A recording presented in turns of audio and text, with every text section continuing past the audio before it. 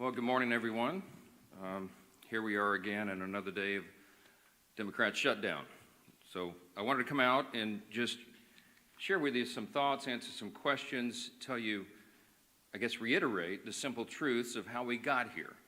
Those truths have been obscured just a bit because the Democrats are in a relentless effort to spin the facts, but it's always good when the facts and the evidence are on your side. And I don't want you to listen to the arguments of politicians. If you're watching at home, I want you to look at the real facts.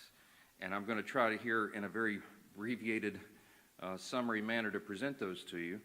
And the facts are very clear. Okay, so the first fact is by way of reminder, how did we get here? Why is Washington tied into a knot right now? Well, I became Speaker almost 2 years ago, and I was frustrated, as most rank-and-file members of Congress are, frustrated about how Congress really doesn't work that well for the American people.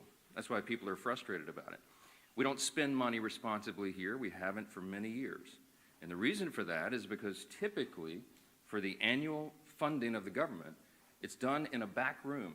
Literally, there's a deal made by the top 4 leaders in Congress, and that's hoisted upon the members, usually at the end of the year, right before a holiday, in an omnibus spending bill. Sometimes the bills are thousands of pages long, and it's always said that few members have fully read it or understood it. That's largely true because they weren't involved in the process. So when I became Speaker, I've been doggedly determined to make this House and the Senate work again, to do right by the American people, to get the process, to rebuild the muscle memory, to get back to the way it is supposed to work. And what does that mean? It means that Congress is supposed to carefully deliberate over 12 separate appropriations bills every year. Why? Because we divide the spending of the taxpayers' funds into 12 categories so that everybody can go through that. And all the elected members, the duly elected representatives of the people, can come here and have a debate and a discussion. We do that through the Appropriations Committee, they're the specialists on it, the members of the House and Senate who work on it around the clock, 365, every day of the year. And then they put together a product. It goes to the full body in the House and then the full body in the Senate, and they work on that together, and they come up with the most efficient and effective way that they can build consensus around to spend the taxpayers' funds. Well, we started that process back this year, and I'm so proud to tell you that we're rebuilding the muscle memory. It's like pushing a boulder uphill, but we've got it done. And we worked 12 separate appropriations bills through the House Appropriations Committee. I mean, they worked hard in a bipartisan fashion, Republicans and Democrats. They worked on it steadily. We got 3 of those bills on the floor. We debated them on the floor. We passed them on the House floor. And we sent that over to the Senate. Meanwhile, the Senate passed 3 of their own bills off the floor. That hasn't happened around here in many years. And all of that process that I just described takes a lot of time and a lot of work and energy and effort. And our appropriators, while they were working in good faith, they ran out of time. Why? Because the end of the fiscal year is September 30th, not December 31. And so the clock was just running out. So what we did, because Republicans are in charge of both houses right now, is the responsible thing.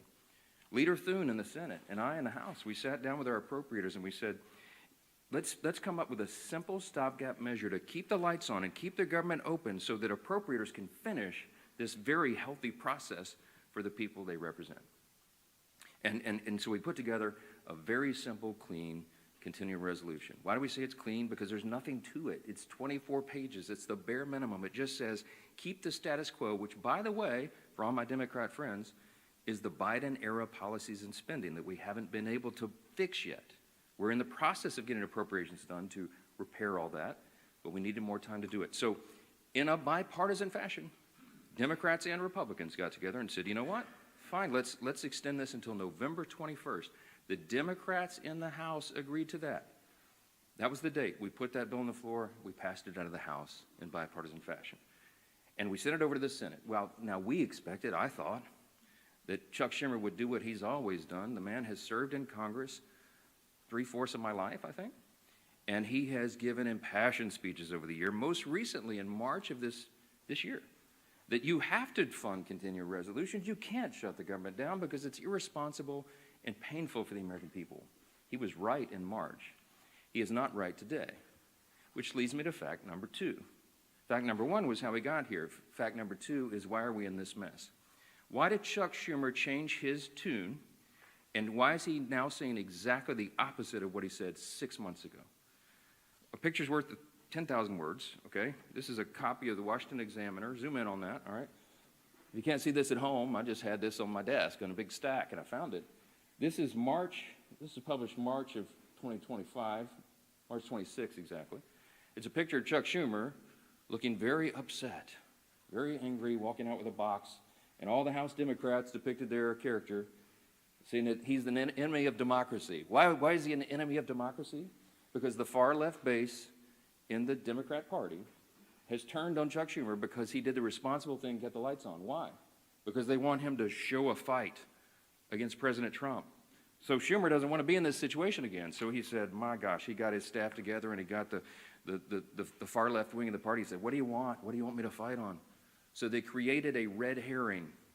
A red herring is a distraction. They decided that they would pick a fight on health care. Well, let me look right into the camera and tell you very clearly, Republicans are the ones concerned about health care. Republicans are the party working around the clock every day to fix health care. This is not talking points for us. We've done it. A big part of the One Big Beautiful Bill, the Working Families Tax Cut, was to fix health care. Health care is broken in America. It's too expensive. The quality of care needs to rise. We need more access for more people, and we have lots of ideas to do that. But that issue is for debate in the next 3 months. It always was. We have members working on that. The tax credit, the subsidy you've heard about that expires December 31st, there's a lot of thoughtful debate and discussion that has already been going on about that and will go on about that. But that's a December 31 issue. So Chuck Schumer is scrambling. He has to have an issue. None of their policies are very popular. So they decided to lob onto health care, and he decided to claim to all of you that that is the issue with government funding. It is not. Those are two totally separate things. The clean continuing resolution would simply keep the lights on so that the members in the House and Senate can have those debates on health care. We were always planning, and we have lots of ideas on the table on how to fix it, but we don't yet have consensus on it because it's very complicated. We have time to do it. The month of October is a critically important time for us to get the House and Senate working on that very issue. But they're delaying it because they needed a red herring. So in his desperation, we get to fact number 3. In his desperation, they decided to create the red herring. They decided to claim that this is all about health care, which the September funding issue never was. That's a December policy issue. He tried to create it as a September funding issue. And in his desperation, they hastily filed an outrageous counter-proposal. It is a wild wish list of big government liberal nonsense that we can't do. Their priorities that they crammed into this. Now remember, a simple 7-week stopgap funding measure, the CR, that we passed out of the House in bipartisan fashion was sent over. And Chuck Schumer filed a counter-proposal. Now this is his words, not mine. These are not Republican talking points. These are the facts. 2 exhibits real quick, because I've shown you before.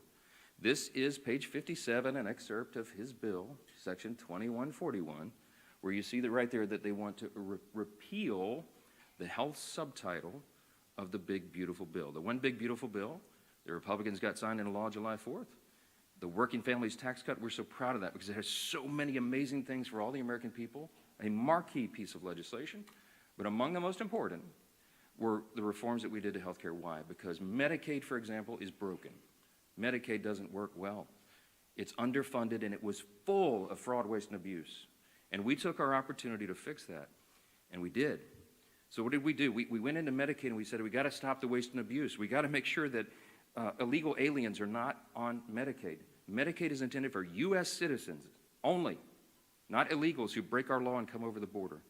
And we've got to make sure that young, able-bodied men who do not have dependents are working and not riding the wagon.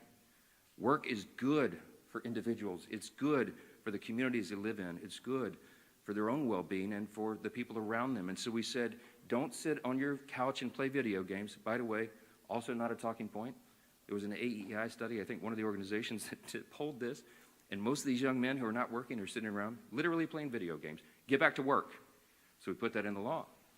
And the big thing was making sure that an estimated 1.4 million illegal aliens are no longer riding that wagon either. Why? Because Medicaid had to be strengthened Medicaid is intended for the elderly, the disabled, and young pregnant women, as I use an example, who are in difficult situations. They need the resources desperately, but the resources are being drained by people who were never intended to be there. And so Republicans got busy and fixed it. We put it in the big, beautiful bill. So, back to fact number 3, I guess I'm still on. Chuck Schumer files a counterproposal and says, we want to reverse all that. Well, among the effects, among the things that he would reverse, is putting illegal aliens back on the program. Don't take my word for it. Look at the evidence. Over here at Exhibit B. This is the list of the actual provisions that would be reversed if Chuck Schumer's language was voted on and passed. Among those, it would end, see, these are the provisions, the Working Families Tax Cut Act, these are the provisions of our bill that did each of these things. We ended Medicaid funding for most non-citizens. They would reverse that, and it would cost American taxpayers, hardworking Americans, an estimated $6.2 billion. And you see, you just go down the list. The California loophole, you know what they did in California? Gavin Newsom and the team out in California? They expanded Medicaid to cover all able-bodied illegal alien adults. These men who could be working or whatever, I mean, they're not even citizens, never intended by Congress. They put that on the tab of the taxpayer. And so we reversed it. Chuck Schumer would repeal that. He would repeal those repairs, and this is what it would cost you. Do the math. I won't go through each line, but it's on the website, speaker.gov. You can pull this up. It amounts to $192 billion, $192.8 billion. So almost $200 billion that Chuck Schumer wants to put back in. Also, by the way, while he's repealing our health subtitle, he would also repeal the $50 billion that Republicans put into the bill to support our rural hospitals around the country. Why would Chuck Schumer do that? Because he's desperate for political cover. Let me keep going on this. By the way, these are enhanced COVID-era spending under Joe Biden for all this healthcare stuff. It was stolen, fraud, waste, and abuse, rife throughout the programs, and we fixed it, and they want to reverse that. By the way, this has always been what the Democrats wanted to do. You all remember, I know, the 2020 presidential election. We've all seen the video over the last week or so, where they asked every single candidate for the Democrat nomination on the stage running for president, is it your intention to give health care to illegal aliens who come into the country? Every single one of them raised their hands, including Joe Biden and Kamala Harris, and that explains a lot of this. All right, that's the facts. And I went on all the shows, I've been on all the programs, as many as I can, to just lay this out.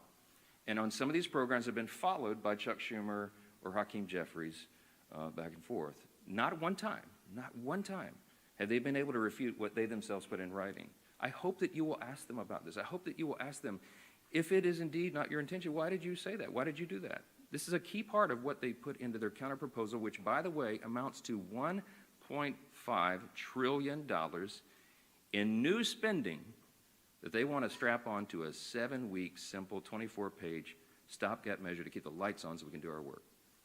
Fact number 5, don't ask me, because here's the answer. Why aren't you negotiating? There's nothing for us to negotiate. The House has done its job. The House Republicans right now are working hard in their districts all around the country. They're meeting their constituents' needs. They're going and explaining and providing the answers, and they're trying to help them navigate through this madness. Some of our Republican colleagues, we had a big conference call on Saturday. Many of them are working throughout. They're making trips to all their rural hospitals in their district to help them navigate and access this fund that Chuck Schumer is trying to take away. Republicans are on the job. We want to improve health care. We have ideas and plans to do that, to fix the COVID level madness and adjust Obamacare so that it works for more people, so you have higher access to care and the costs are reduced.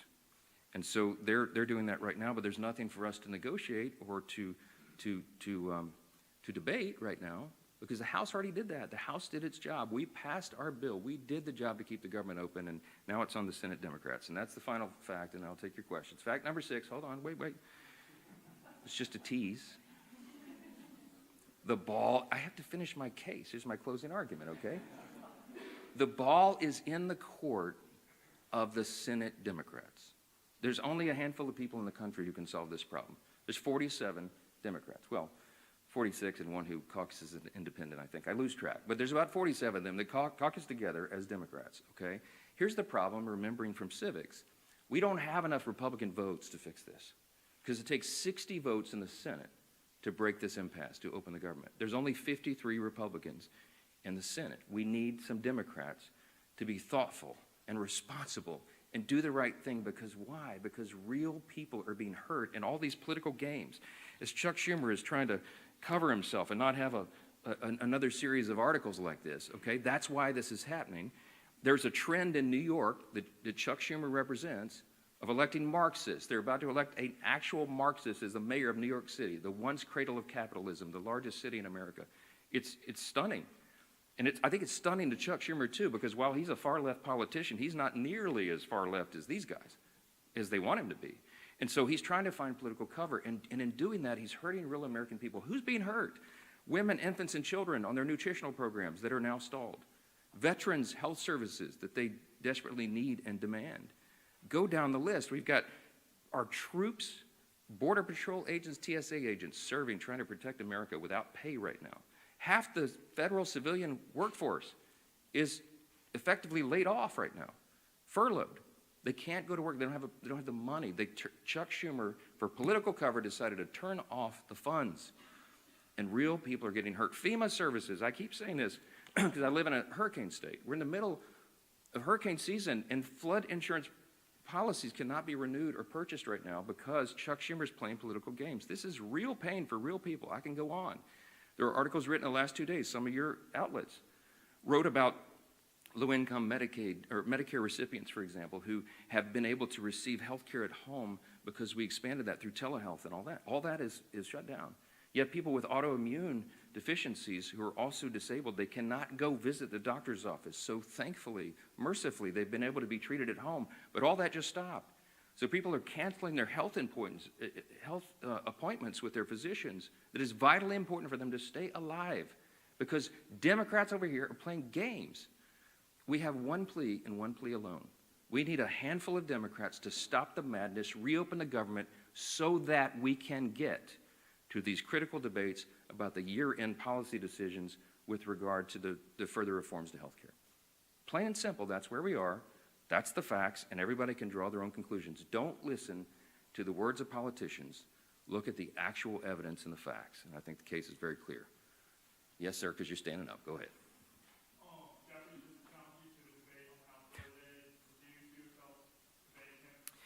When the poll says that about 13% of the people approve of your messaging, then you make desperate pleas for attention, and that's what Hakeem Jeffries has done.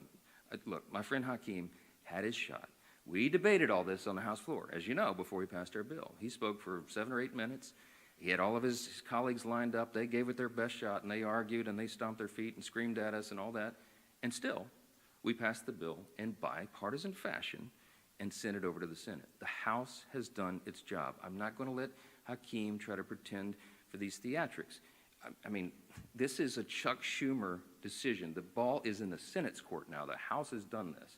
We don't need to waste time on that nonsense. Those debates have been had. Hakeem is a friend and a colleague. I respect him, but we all know what he's trying to do there. Yes, sir. I'm anxious to get my folks back. And look, I want to bring the House back into session and get back to work, but we can't do it till they turn the lights back on. We need Chuck Schumer to reopen the government, and as soon as he does that, we'll bring everybody back here. Yes, back row. Yes, sir. Why not call it back in session? With respect to what you said at the start of the bills, there are still 9 bills. Yeah, well, we've passed them through the House committee. They're out of committee, and we'll get them on the floor. And the appropriators have been working, and they are working as we speak, on trying to figure out which packages of bills we can move to the floor next. And there's some really good discussion that's been had. I myself have spoken to Democrat appropriators on the other side about these things and our commitments to move that and do it. I'll tell you, this is not some sort of confidential thing. I had I think a fruitful discussion with Senator Patty Murray about 2 days ago, a day or so ago. And I told her it is my full intention that if we break this impasse and we put these bills together, we have 3 of them in conference committee right now. Whatever the conference committee comes up with, I will put on the floor. I'm ready to go. But we've got to open government up so that they can move to that next level, so that conference committee can get that work done. That is small d democracy at its best. You get R's and D's, everybody in the room, and they hash it out, and whatever that final product is, we will move through the process. So we need to reopen government to do that. Yes, sir. Mr. Speaker, I know your intention is that the state subsidies don't end at the end of this calendar year. Do you disagree with the Democrats' position that these insurance companies are setting their premium rates now, and that people are going to have to make open enrollment decisions in the very near future? Yeah, yeah. Yeah, they've been saying that some of the insurance companies will be sending out notices in early November. The last time I checked, it's October 6th. We have the entire month of October. We'll stay here around the clock to work through all these things, but we have to get government open again to do it. They're trying to obscure the issue. We are talking about a simple funding measure that the Democrats themselves have voted on over and over and over. Chuck Schumer, they voted on it 13 times during the Biden administration. This is the exact same thing that was on the floor in March when Chuck Schumer, I should have brought his video and let him give you the speech of why it was so important to pass it. Nothing has changed except the politics. So that's a political issue that they're trying to make out of it. Yes, ma'am. Thank you. You mentioned that there is no negotiations to be had, but you also acknowledge that funding the government has to be bipartisan. So is the only way out of this for Democrats to completely drop their demands? Is there anything that Republicans are willing to give? And have there been any conversations? It doesn't seem like the two sides are talking. I'm so glad you asked the question. Why aren't you dropping all of your demands so that it makes it more palatable for Democrats to join you? I didn't put any on the CR. Leader Thune and I have tried to explain this a few times. There's nothing for us to negotiate. I cannot go to the CR and go, you know what, Democrats, you're right. Let me take out these 3 Republican priorities. I didn't add a single Republican policy or priority or preference to the CR. It is 100% totally clean. It is an exact status quo replica of what we're doing right now, which again is Biden-era policies and spending levels, to our great chagrin, but in good faith. I presented that because I didn't want to play games. We are responsible. We're not going to shut the government down for people who desperately need these services and all these things that I've said are stalled. And so we didn't, no gimmicks, no tricks. There's nothing that Leader Thune and I can go to Chuck Schumer and say, you know what, okay, we'll pull this off. Would that make it better? No, I don't have anything to give. I didn't put any of our priorities on the spending measure because, again, all we're trying to do in good faith is get 7 more weeks to finish that appropriations process that we've been all so excited about. Jake. If you're not able to extend these subsidies, which is a possibility, it seems, who will own the political impact on that if their health insurance does go up 200%? That's putting the cart like a mile in front of the horse. Look, I believe that the subsidy issue, that's the December 31 issue, is a complicated one. It hasn't worked well. It's filled with abuse. We have a lot of ideas on how to improve upon that if indeed it goes forward. And I mentioned yesterday, there's 535 members when you count House and Senate, and there's probably 400 different ideas on how to fix that. But we need the next couple of weeks to have those vigorous, deliberate debates, which is how the process is supposed to work. So I'm not going to forecast how that comes out, and neither could any of you, because those debates haven't been held yet. And that's kind of the irony, because Chuck Schumer is saying something that he knows isn't true. He's saying, oh, you guys snap your fingers. You and Leader Thune go in the back room and tell us how that's going to be resolved today so we can reopen the government. That's impossible for me to do. I have to have the input of all of our members so that they can figure that out. So that's part of the process. Last one. Yep. Can you just talk a little bit about your recent conversation you had with Senator Murray? Have you been personally lobbying any Senate Democrats to switch their votes in support of the CR? No, they haven't exactly been ringing my phone off the hook, okay? I'm open, always have been for dialogue with anybody about that, but I think she wanted an assurance from me that what I'm saying is true and that we have every intention of moving the appropriations bills, and I said, yes, ma'am, of course it is. I say the same things privately that I say publicly. We are consistent, and that's why it's easy for me to stand up here and share the facts. When the simple truth is on your side, you have nothing to hide from. I'm just presenting this to the American people. This is the 4th time we've done that. I hate to drag you all out and go through all the details, but I've got to put on the case over and over because repetition apparently is the key to this. People are starting to recognize this is not a Republican shutdown. It is a Schumer Democrat shutdown. Again, why? Because they needed political cover. It's shameless. It is sad. Real people are hurting. and it needs to end. They'll have another opportunity this evening, and I sure pray, and I hope you all will, that a handful of additional common sense people on the Democrat side will change their votes, reopen the government, so we can get back to all these issues as we desperately want to do. Thank you all so much for being here.